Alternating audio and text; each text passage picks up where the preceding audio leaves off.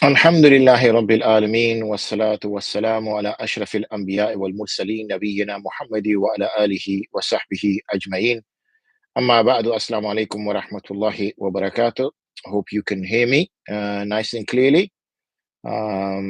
Seems like the microphone thing is going up, so that's a good sign. So today's session, I'm going to see, I've forgotten how to share screens on this thing. Yeah, share screen. May questions not related to absolutely they can be asked. Not a problem. Like to record this could be screen audio.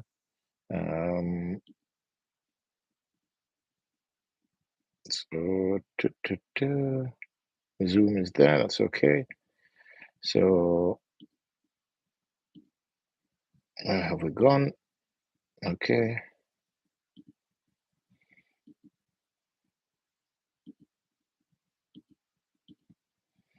Oh, we're getting this.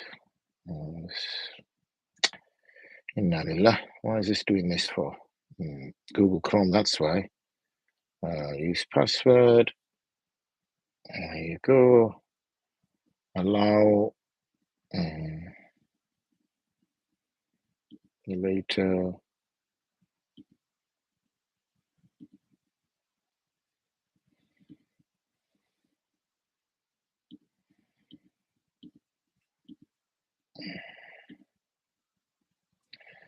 So on live.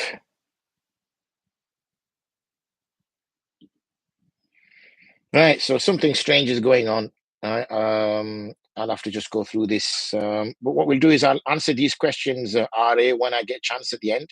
Remember, the focus predominantly is on one particular topic. Now, I was going to share my screen with you, but unfortunately, I can't seem to be able to do that. I'm not sure why that is. But let me just go through the various slides. So today's topic is about when should I start Ramadan here in the UK. Okay, what I'm going to do is just give you a little bit of history. Once I give you a little bit of history as to how we ended up in the situation that we've ended up, and then we'll be able to explore the various opportunities, various options that are available. I won't be able to see the questions right now because I wanted to share my screen with you, but it seems that my laptop won't allow Chrome to be able to share it for security reasons. And every time I try to, wave the security reasons on, it seems to be saying it can't do that unless I restart my PC, which will make everything go a little bit higgledy-piggledy. So let's just ignore that for now. So apologies that I can't share my screen with you, but I'm lecturing to you anyway. So I guess listening to my voice is as good, inshallah. So as I said, we're going to go over the theory of what moon sighting is. We're going to go over the historical theory of moon sighting, what's always been the case in the UK, and then we're going to talk about some of the concerns and what is the best procedure to adopt. Okay, so we know that we need to, in most of our day-to-day affairs, take them to ulama. That is our responsibility when it comes to religious affairs. That whenever it comes to our day-to-day religious affairs, we need to understand what Allah and His Prophet have said regarding them. We cannot decide those things on our own. Most of the cases, because we lack the knowledge and the capacity to be able to make those decisions. So therefore, it is somewhat incumbent upon the group of ulama to establish a body by which it can engage with the needs of the people. And the needs of the people are many. For example, prayer times. People need to know what time to pray their salah. Similarly, when it comes to, say, zakat collection and distribution, that needs to be taken into consideration. And also general fatwa that Muslims encounter living as a minority here in the UK and the West in general. Some are, for example, does the divorce in British courts also constitute a divorce in terms of talaq? The food additives, we got a question that's come up already on the chat about a particular yeast that can be used, and can we use that yeast or not? And obviously vaccines and other matters like that. But I guess the topic of today, which is fasting, is when does Ramadan start? So what is the methodology of moon sighting? The methodology of moon sighting is pretty straightforward. all you do is the 29th day. After the 29th day, the 29th day of the month, so we're now in Sha'ban. So when it gets to the 29th day of Sha'ban and Maghrib takes place, then the Muslims are encouraged to go out to see if they can spot the moon. That's the task and the responsibility laid upon them, to go out and see if they can sight the moon. Bear in mind, obviously, that in Islam, the night precedes the day. So the night of the 29th will be after the day of the 28th. So we have the day of the 28th of Sha'ban, and then the night is the 29th of Sha'ban. Then we get the day 29th of Sha'ban. Now this night could either be the 30th of Sha'ban if we do not see the Hilal, but if we see the Hilal, then it could be the night of Ramaḍān, i.e. the first of Ramadan, which precedes the first of Ramadan during the day. If, like I said, the moon is not sighted, simple, it's the 30th night and the 30th of Sha'ban, the day after. On the other hand, if the moon is seen, then obviously this is only data right now. It is not a decision. That data, which is a shahada or a khabar, is taken to a group of ulama who are the shura, and it is said to them, and they bear testimony that we have seen the moon. When they bear testimony, then it is to the group of ulama to decide whether that statement is valid or that statement is invalid. And that's really the theoretical method of moon sighting. Nice and simple process. What's been the case historically in the UK? Well, we find that the majority of the Muslims, they come from the Indian subcontinent, and therefore Pakistan, Bangladesh, India, possibly Afghanistan, maybe Sri Lanka, these kind of countries. So what we need to first then do is what were they doing in their country of origin? What were those people who from Pakistan doing in Pakistan? What was their method? What was the method of those Muslims who came from India? What was the method in India? What was the method of those Muslims who came from Bangladesh in Bangladesh? And you find that the country of origin, the process was that they would look for the moon in their country. So the Pakistanis would look for the moon in Pakistan, the Afghanis would look for the moon in Afghanistan, the Indians would look for the moon in India, and the Bangladeshi would look for the moon in Bangladesh. That was the method. So what should we do in the UK? So there was questions written to the ulama in India, Pakistan, Bangladesh, asking them that here we are in the UK, what should we do? Now, the answer was quite simple. Do what we did in these countries, where is go out and sight the moon. Sight the moon in the British Isles, sight the moon in the UK. So they went, obviously, and then they wrote back saying, well, we have a problem here in the British Isles, it's quite cloudy. Now, obviously, it is not cloudy all the time, but that was the perception of the people way back in the 1950s and 60s, that, you know what, the British Isles is pretty cloudy most of the time. Now, it could be due to cloud. Obviously, we're an island, so we get a lot more cloud, I guess, than most countries, especially those countries which are closer to the equator. And secondly, obviously, it was a booming industry in the UK. That was one of the reasons why we migrated here. So there was lots of mills, both in the woolen industry and in the steel industry. So we saw a lot of smog in the air because a lot of fossil fuels were being burnt, and therefore it's quite smoggy. And therefore there was always this thick layer of smog, which meant the people here said, we cannot sight the moon here. What should we do now? So then the answer came back that, okay, go based upon your local, and not your local, but your nearest Muslim country. And the nearest Muslim country to Muslims in the UK was Morocco. So they said, fine. So that was the process. How did news go from Morocco to the UK? It was a trusted, good old fax machine. And that fax machine would send a fax once the Muslims in Morocco had made their declaration. That fax would arrive in the UK by the to a particular office, and then that was used by the ulama to make a declaration, and everything was fine up until that point. There was no argument at that time that, oh, I'm a Pakistani Muslim, so I should go by the moon sighted in Pakistan. I'm an Indian Muslim, so I should go by the moon sighted in India. I'm a Bangladeshi Muslim, so we should go by the moon sighted in Bangladesh. Remember, these were immigrants. They weren't born in the UK, so their affiliation to their mother countries was strong. Nobody argued that. They all tried to sight the moon in the UK. Similarly, nobody argued that we should go for the sighting in the Kingdom of Saudi Arabia. There was no argument for that.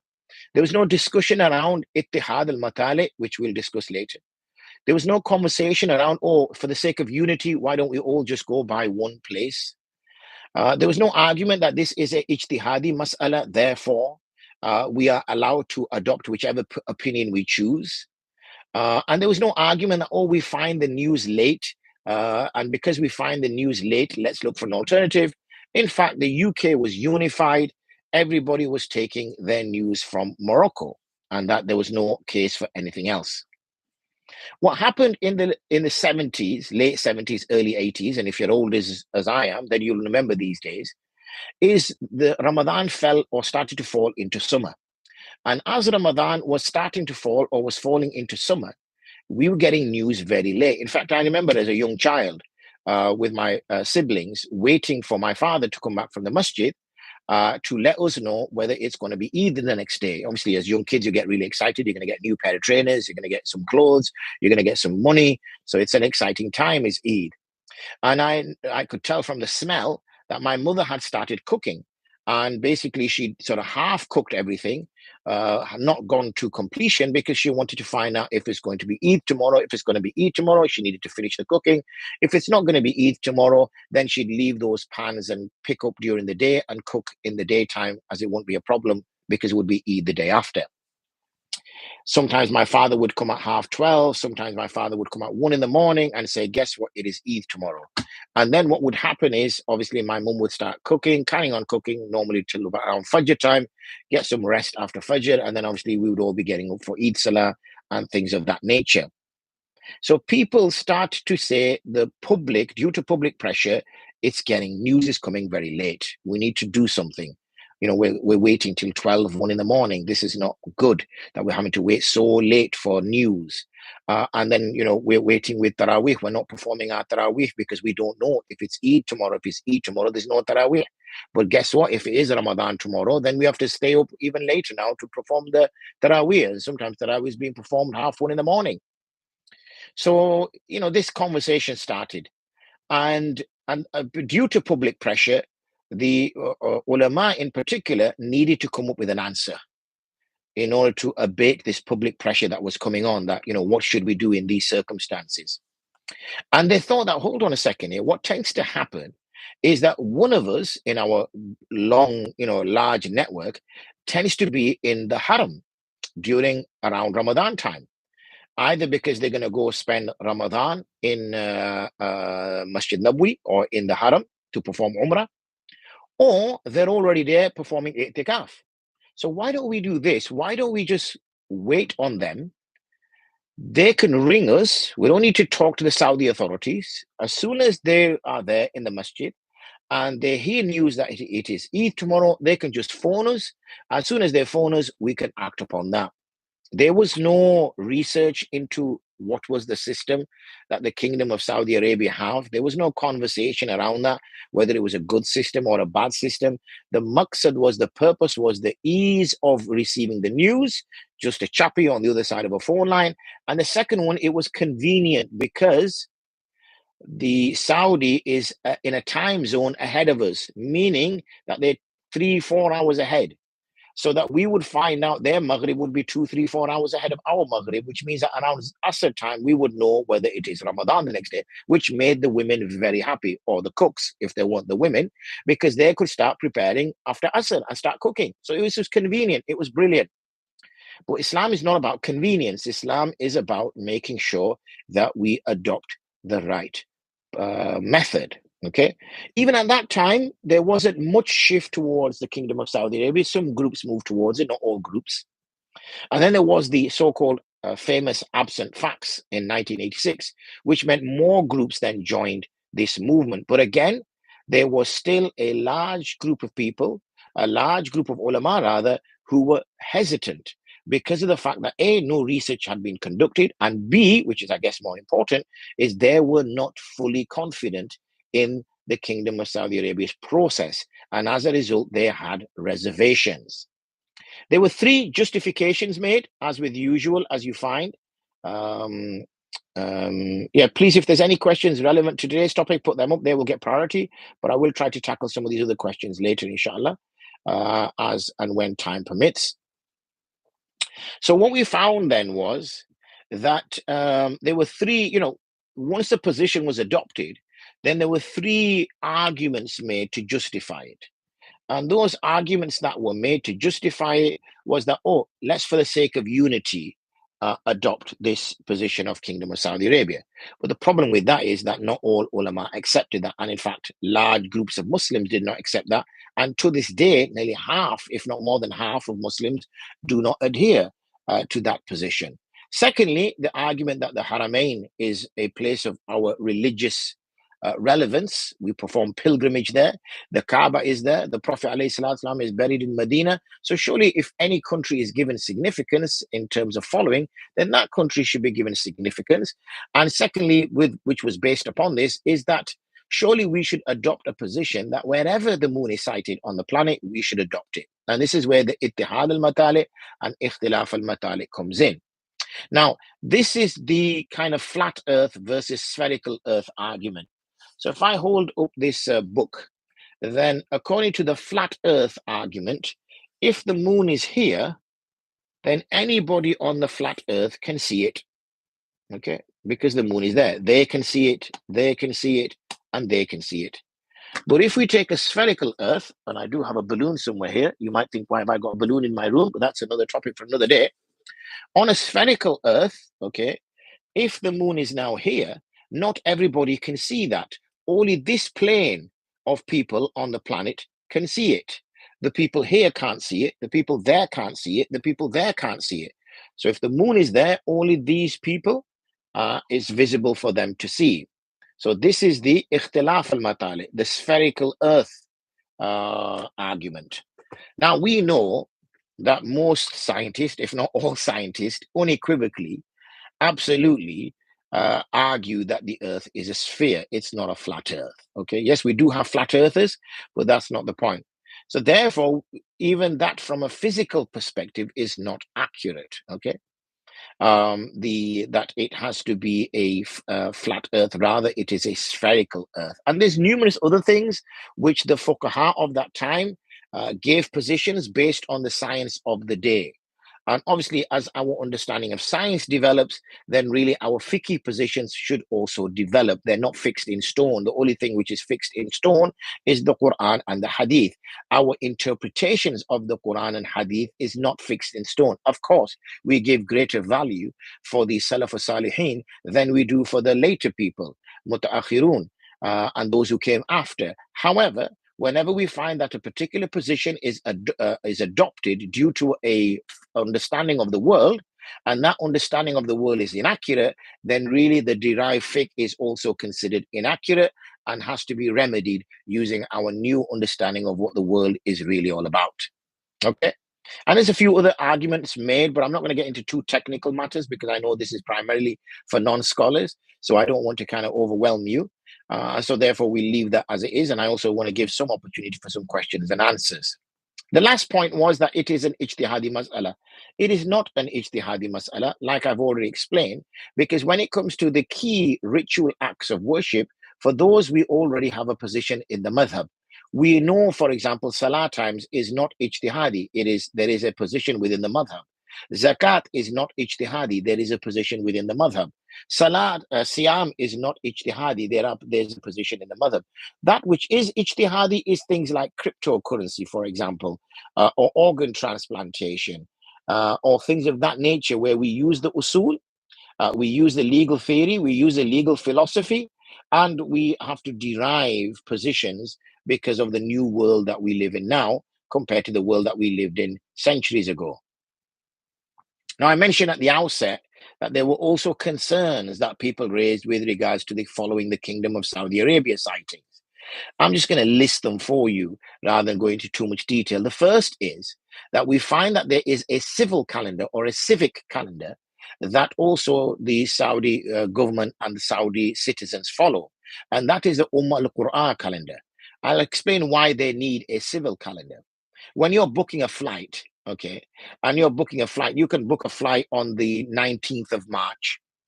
And we know exactly which day the 19th of March is. But for those of you who work, imagine you telling your boss when you need to book off Eid. You'll say Eid is either going to be on this day or it's going to be on that day. And they'll look at you thinking, well, don't you know which day Eid is? And the reason we don't know which day Eid is because we go by moon sighting. And therefore, a month can be 29 days or a month can be 30 days. Whereas the Gregorian calendar, the solar calendar, is fixed. Okay, it's already been fixed. It's already laid out. There's nothing is going to change. So that's a problem if you're going to run a country. The reason why it's a problem if you're going to run a country is because how do you sort flights out? How do you book flights in advance? How do you book meetings in advance? How do you do any of these things in advance? Okay. Once a month has started, then it's easy. Or I'll meet you on the 19th of Sha'ban because it's the 2nd of Sha'ban. That's not a problem. But when you're going months ahead, it's difficult, it's impossible to do when you don't know if this month is the 29 or the 30. So what they did was they made an al-Qura calendar. However, what we find is this calendar, unfortunately, is also used for 8-9 months of the year, full stop. And it's only for some months, like Ramadan, like Shawwal, like Dhul Hijjah, in which Shahada is taken. So that's a problem. But we've also found, unfortunately, much research that's been done, that there's an alignment also between those announcements and the al-Qura calendar. Secondly, there is a psychological effect on the observer when you know of something in advance. If someone says to you, oh, look there, over there, there's a moon, then you try to see that the moon is there because you're being told that's where it is. So similarly, when you look at the al-Qura calendar and you are informed that the Hilal is visible in 2 days' time, then suddenly you see the Hilal being visible in 2 days' time.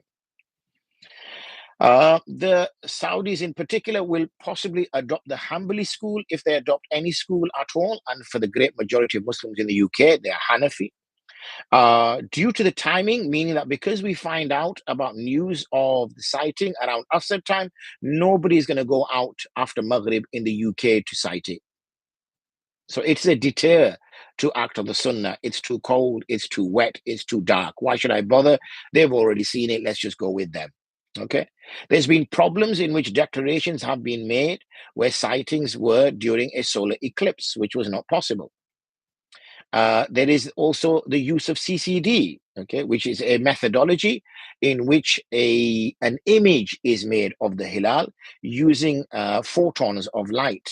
So it's not capturing an image, it's manufacturing an image based on photons of light. No Qāḍī process has been evidenced when a group of people went a couple of years ago to observe the process, and they were taken aback at the lack of real rigorous process. There's many early declarations as well, and I'll tell you about what I mean by early declarations in terms of being out of sync with the rest of the world. And we find the key issue is that the UK still is not unified. So the group that I'm involved with, which is referred to as Wifaq al-Ulama, okay, you can go to their website, www.wifaqulama.co.uk, okay, in which we have a similar process. So what we do is on the night of the 29th, after the 29th day, we remind people that, look, tonight could be the 1st of the next month. It could be the 30th, but it could also be the 1st. So we remind what we call crescent chasers. Those are people who have been assigned and working closely as volunteers with Wifaq al-Ulama. What the Shura then does, the Shura is the group of ulama, they wait now for people to contact them, either because they've witnessed the sighting or they've heard somebody's witnessed the sighting. These witness statements are collated via a thorough investigative, interrogative process, via local ulama, and sometimes by the intervention of senior scholars through a live feed. If obviously there's no more shahada, then news is waited on, khabar, that has somebody claimed they've seen it.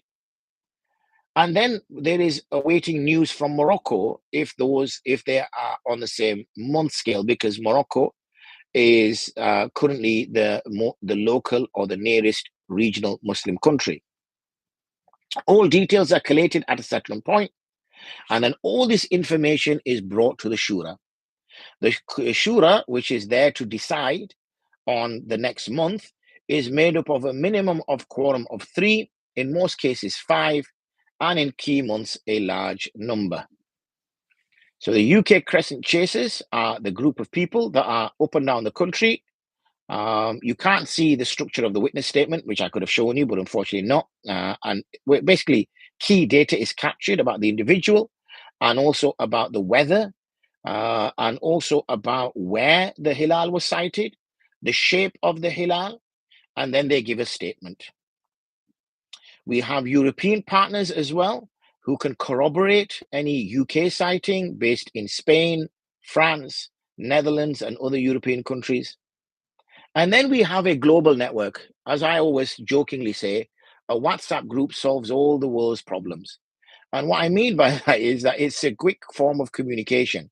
So we have, for example, on that group, the Australian Moon Sighting Committee, some Asian moon sighting committees, several African moon sighting committees, and also a few South American and American moon sighting committees. And what we do is as the night starts, and the night starts in the east, so east becomes night first, and then slowly night spreads across the globe. And we're waiting for positive sighting. And what should happen, physically speaking, according to the laws of physics, that if a moon is sighted in a single country, then really all the countries which are to the west of that should also sight it. It's physically does not make sense that if a country sights it and then no country in the west sights it after. That makes no sense whatsoever. Okay, so therefore we can detect anomalies. Right? We can detect anomalies when that moon is claimed by one country, and when it is claimed by that one country, the rest of the countries don't cite it. We will say that's an anomaly, that's a problem, that's an, as we call it in data analysis, that's an outlier. Okay, and we have to discard that because it makes no sense. The laws of physics are there. Allah has created the laws of physics so that everything behaves according to the laws of physics, like the laws of chemistry, like the laws of biology.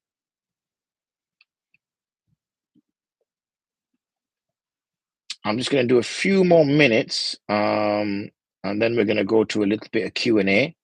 There are obviously what we call crescent visibility predictability curves. Crescent visibility predictability curves, CVPC. You may have seen these nice colorful bands showing you where it is expected for the moon to be sighted. And these are also a resource which the ulama can use in order to come to a conclusion. It is not the deciding factor because they are not factual. They are a rule of thumb. Okay, so therefore they assist, like they have the global moon sighting. It's a way to assist a person reaching that conclusion. And one point I want to make on the concept of astronomical data, sometimes people get a little bit confused about astronomical data and think that surely we're doing something wrong here. Shouldn't we just dismiss all forms of evidence and just go based on Shahada? Well, the problem that you have with that is that we are already using astronomical data. And one of the ways we use astronomical data is in Salata. Okay, that's astronomical data. None of you are now, if you're in the UK and you're waiting for Isha, none of you are now waiting to see the redness of the sky disappear or the whiteness of the sky to disappear before you pray your Isha. You're just going to go to your app, or you're going to go to your timetable on your wall, and you're going to say, right, it's Isha time. So that's how you're getting to that conclusion, astronomical data. Eclipse times, okay? Eclipse times. How do people know there's going to be an eclipse for them to pray Salatul Khusuf or Kusuf? The reason why they do that is because the way they do that is because they use astronomical data. They get the data from HMNAO and say, guess what? 5 days from now at 11:03 a.m., it's going to be an eclipse or partial eclipse. Again, we're using astronomical data to determine prayer time. And we also need to draw the differentiate between ilm al-falak and ilm al-tanjim. Okay, so ilm al-falak is astronomy. And what is astronomy? It is the science of understanding the celestial bodies, space, and the universe. And in fact, if you look throughout the Quran and Hadith, we are actually encouraged to look at the skies. We are encouraged to look at the moon. We're encouraged to look at the sun. We're encouraged to look at the stars, so that we may take ibrah and we may try to understand them a little bit better as the size of them. So if we're constantly being told to look at them, then why aren't we understanding them? Because understanding is the next phase of looking. But it is astrology which is problematic, and that's ilmu tanjim. And what is astrology? Astrology is to associate the movement of celestial bodies to think that that has an effect on human affairs. So, people have Sagittarius, Taurus, Pisces, all these, signs, your star sign.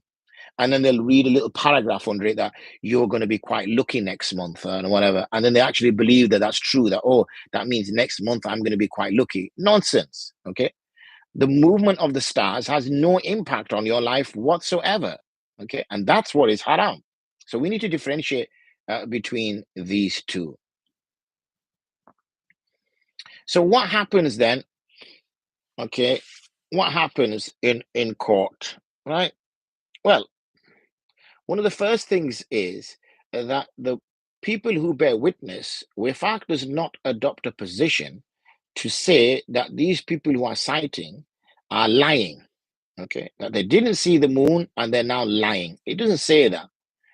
And what it does say, rather, is that these false sightings are usually due to errors. So it could be, for example, something in the sky. We know now that there's, UAPs, unidentified aerial phenomenon, which used to be UFOs back in the day. We know that there's so many drones in the sky now. We know that there's so many satellites in the sky now. So there's so many things in the sky now than there's ever been. And that can fool a person. Secondly, if you don't really know the celestial body movements of, say, Venus or other planets, then it can easily be confused as being a hilal. And also what we call overzealousness, okay, pareidolia, where a person is seeing something there. You've seen, I'm sure you've, opened up an orange and then you think, oh, goodness me, is that my name written inside that orange? When of course it isn't, but your eyes see what you want to see. So we need to make sure that when this process is done, that there is a robust system with checks and balances in place. And also that there is a deliberation over the veracity, the truthfulness of the witness statements and determine that. So what happens? Well, the data is gathered from the UK.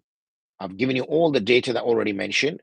Once the data is gathered, supporting evidence is brought from Europe, supporting evidence is brought from the rest of the world, and also the physical likelihood is brought based on the movements of the moon. Then the absence of positive evidence is evidence. So number of sighters, cloud cover is taken into consideration. The news of a foreign declaration is weighted upon.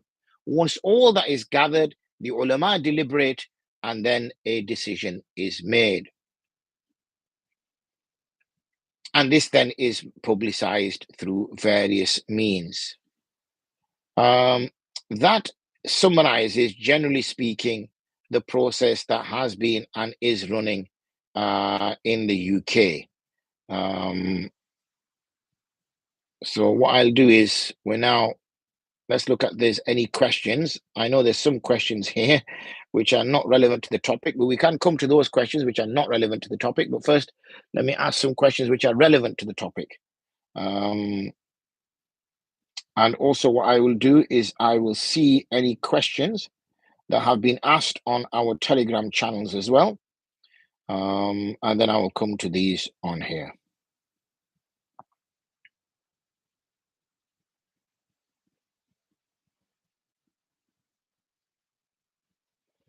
So, Assalamu alaikum. Please advise on the permissibility of piercing the nose.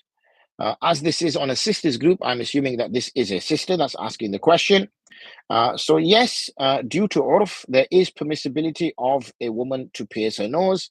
Obviously, she should limit herself to one piercing and place an item in her nose which is considered appropriate rather than something which is inappropriate.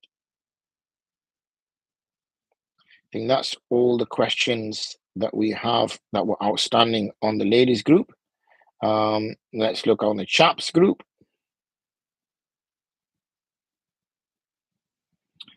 Assalamu alaikum. Is it possible to restart the answering of questions here? It would be most appreciated here. At the moment, Farouk, it's just too difficult. Therefore, please do come on to the fiqh hours and we'll answer them there. Assalamu alaikum. Can one take out a car insurance policy for a taxi so he can work and earn money to provide for his family in monthly installments if he doesn't have the full yearly account up front, which can be very costly? Reason for asking is that I believe the monthly installments will cover the term of the agreement, will cost more due to interest. Wa alaikum salam wa rahmatullahi wa barakatuh. Of course, when it comes to interest-bearing transactions, then one should not engage in them. And I think that's all the questions that were outstanding from the chaps group. Okay. Waitrose replied back to me saying their own brand of croissant and crumpets contains brewer's yeast. Is brewer's yeast permissible? Now, yeast in itself is permissible. If brewer's yeast by definition is yeast which is used by brewers, then that's still fine. If it is yeast which has been taken from a brewery and is being used, then obviously it's problematic. So there, if I answer in that way, then you can look into that, inshallah. Shias, if they deny the Khilafah of Abu Bakr or Umar, are they still Muslims or not? Well, it depends what you mean by deny the Khilafah of Abu Bakr or Umar radiallahu anhuma. If what you mean by that is they label them as, label them as kafir, label them as individuals who have usurped the position that should have been given to Sayyidina Ali, so consider them to be committing a major sin. If you consider them to be those who have fabricated pieces of the Quran, or if you consider them to have extracted parts of the Quran, then obviously there is no doubt that that person who makes these claims is not a Muslim. But if a person doesn't make these claims, but all he is of the view that, in my opinion, Sayyidina Ali should have been the Khalifa after the Prophet ﷺ, then one doesn't become a kafir as a result of that. That's an error of judgment, that's an error of understanding, that's ignorance. But if he takes quite a severe stance with that ideology, like I've just explained, then of course there's little doubt as to what his position is. Also regarding 12ish years, are they Muslims? The thing is, you can't answer blanket questions. There are many so-called Sunni Muslims that have strange ideologies, strange beliefs as well. So it is very difficult to put everybody in the same group. It is quite simple. Those people who, however they describe themselves, who do not accept the Quran as a revealed text, or do not accept the Prophet ﷺ as a Nabi, who do not accept the ismiya, the purity and the lack of sins associated with Anbiya, who do not accept the revealed nature of the Quran, those which are our tenets of our faith. If they deny those, then irrespective of how they describe themselves, because a person, there's many people who describes themselves as Muslims, and then they believe a prophet came after the Prophet ﷺ. So it doesn't matter how a person describes himself. This is not about self-description or self-analysis. It is really about, do their beliefs, are they associated with do they go against the tenets of the faith? If they go against the tenets of the faith, if it is due to ignorance, then one would educate them that, look, that's an ignorant position you're adopting. This is the correct position. And if they rectify their ways, all good. But if that's a position which they're taking firmly with understanding, knowing what they're saying, then that is clearly problematic. That anyone is aware.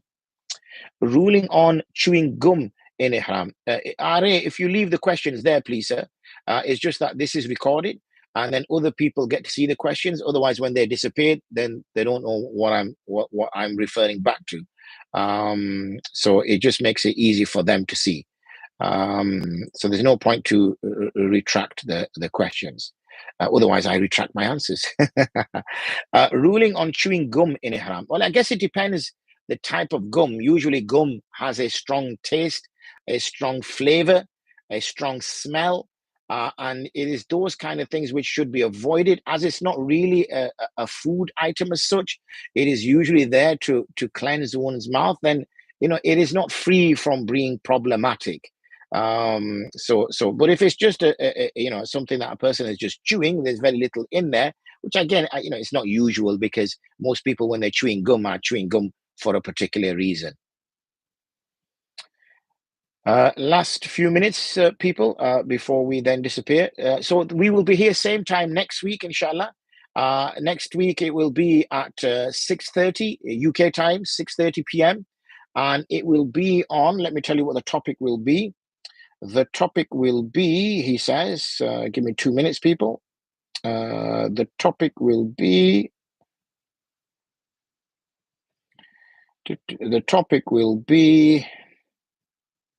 where are we? Topic number 2 will be, who should I give my zakat to? Okay, that will be next week's session on the 19th of February. And then there will be a third pre-Ramadan session, which is, how should I spend Ramadan with modern day challenges? That will be on the 26th of February, inshallah, at 6:30 p.m. Okay, just to give you the heads up. Salam wa alaikum salam. I hope that you are well. Barakallahu feek. Thank you for asking. I hope you are as well. My question is regarding whey powder. Is it allowed to consume it as it comes from rennet from animal? There is a difference of opinion amongst the ulama about rennet as to whether it's permissible to consume or not. You tend to find that the I won't say strict position, but the position which is more kind of logically, rationally, of a linear rationale, would say that it is not permissible to consume. However, I would suggest that, especially people living in the modern world, and particularly in the West, where food additives and food items are difficult to manage, and especially because we consume a lot of processed food, it would make sense to adopt the position of which rennet is permissible to consume. So that's the position I would suggest to people to adopt. Nice topic about zakat, mashallah. Barakallah fiqh. Yes, it's very important, because everybody's going to be giving their zakat. Everybody waits till Ramadan, don't they, to give their zakat? So people always ask me the question, oh, Mufti, who should I give my zakat to? How do I know that my zakat money is being spent? Is my zakat given when I transfer it to the charity? Am I responsible for the charity, or is the charity responsible? What if the charity doesn't give my zakat? Is my zakat done? So there's lots of questions which you get around, this topic. I've just given you 5 off the top of my head. So absolutely, zakat on pension. Should I be giving my zakat on my pensions? So, I would say, please do get more people engaged, so we can get more questions on this topic, and therefore, people can benefit more from it. I know we've had a few questions on, but if you notice, all the questions are not about the topic of the day. And, most people will be talking right now about, how is Ramadan going to start? How do we know when Ramadan is? Who are you following? And yet, unfortunately, we're not got that much interest in asking the ulama that question. We'd rather discuss it on TikTok or in a room or somewhere. So this is the only way we're going to find those things out, inshallah. Khair, it seems most of the questions that people have been answered. So on that, I will take my leave, inshallah. Jazakumullah khairan for your time. And as I said, same time next week, 6:30 p.m. UK time, and we will be talking about who should I give my zakat to. Jazakumullah khair. Wa akhiru da'wana and alhamdulillah rabbil alameen. Assalamu alaikum wa rahmatullahi wa barakatuh. Oh, hold on. Mutsab, if the sky is clear in the UK, but the moon is not visible there, but in Morocco, should we begin fasting? What I would suggest you do, Sister Maria, is if you follow Wifaqul Ulama's position, then when we declare it, inshallah, go with that declaration. Okay, so I'm sure you're on our social media, Wifaqul Ulama social media, Barakallahu Feek, so you'll get the details there, inshallah. And normally I put it up on my WhatsApp, depending, obviously, if you got my WhatsApp. If you haven't got my WhatsApp, then it doesn't really matter, does it? So, yeah, but if you go to Wifaqul Ulama UK's, oh, you do, mashallah, there you go then. If you go to their Twitter feed, they've got it on their Twitter feed. If you go to their website, they'll have it on their website. If you download Wifaqul Ulama's app, both on what do you call it, iPhone as well as on Android, then on the app you'll see it updated. So there's so many ways. you can get the information as to when Ramadan starts, inshallah. I share Barakallah Feek. Alhamdulillah. Allah bless you. Alhamdulillah. Oh, people are not happy about it. Why is that?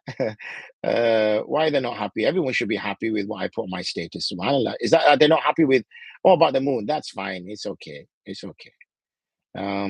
It's just that they just need to be educated on the matter. Just share my videos with them, and then inshallah they'll be more educated on the topic, and then you'll see that they will become happy, inshallah. So on that note, Jazakallah khair again for all your time. Inshallah, we will see you same time next week, 6:30 p.m. UK time, and we will be talking about zakat. Who do I give my zakat to? Zakat related questions as we prepare moving into Ramadan with our pre-Ramadan 3 Fiqhour series. Today was moon sighting. Next week will be zakat, and then the last one will be how do I utilize my time effectively due to the modern world that we live in, and we know how it can unfortunately take up our time in Ramadan, and we don't end up using it for productive means. Jazakumullah khair wa akhiru da'wana and alhamdulillahi rabbil alameen. Assalamu alaikum wa rahmatullahi wa barakatuh.